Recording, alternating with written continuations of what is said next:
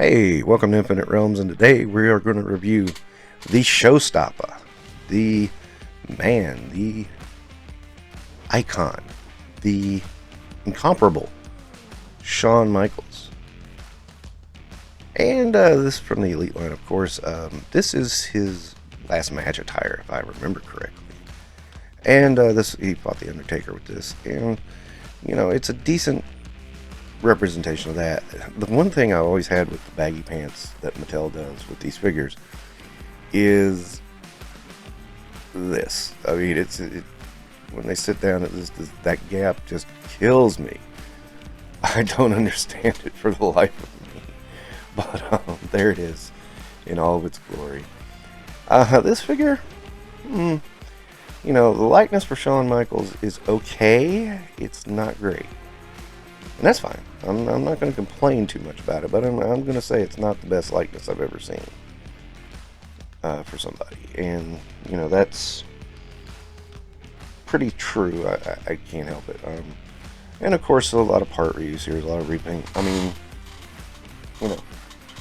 there's how much can you do with baggy pants? I mean, let's get the most mileage out of the baggy pants we can, right? And of course, in the actual match, he was wearing tighter pants. But go into the ring, it was the kind of chaps that he always wears. So it works, though.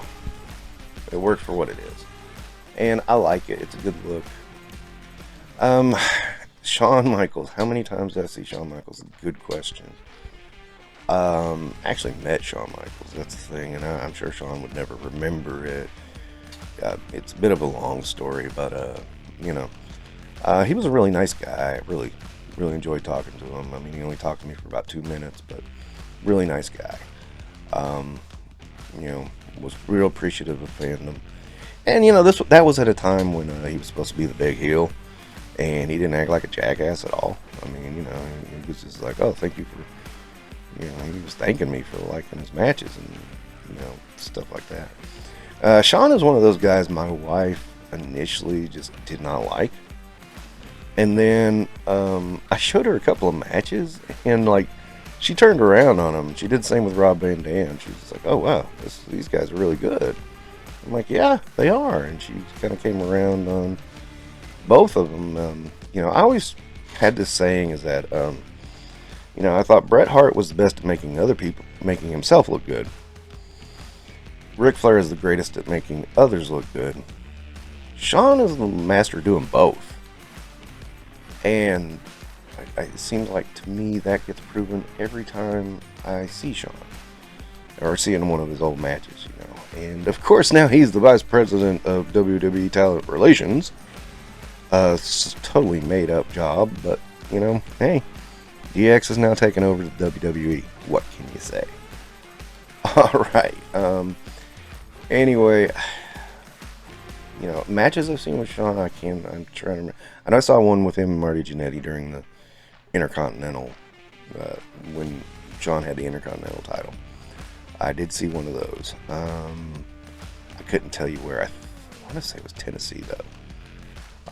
I know I saw him later on, and I'm trying to remember who he fought, and I can't. I can tell you it was one of the jobbers. I mean, but, I'm not putting down the jobbers in any way, but I mean, it was nobody super famous. Saw him a couple other times after he made his comeback. Again, I don't remember his opponents. They were at house shows, so more than likely nothing important. Again, focus is on the bigger matches at house shows, so those easily kind of blend in. But anyway, just decided to have a pose with Shawn, kicking Hulk Hogan just cuz, I mean.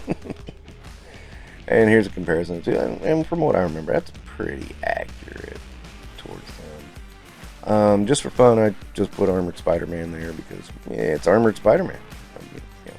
Gotta get him in where you can, right? And some more comparison with Ric Flair and Shawn. Again, well, that's pretty close to their height difference. I do remember Rick being a little bit taller in Rick's last match, which wasn't his last match. The last match happened last week at 75 or whatever the hell Ric Flair is. And everybody was worried he was going to throw his back out or something. Or die or something like that, yeah. Rick, come on, man.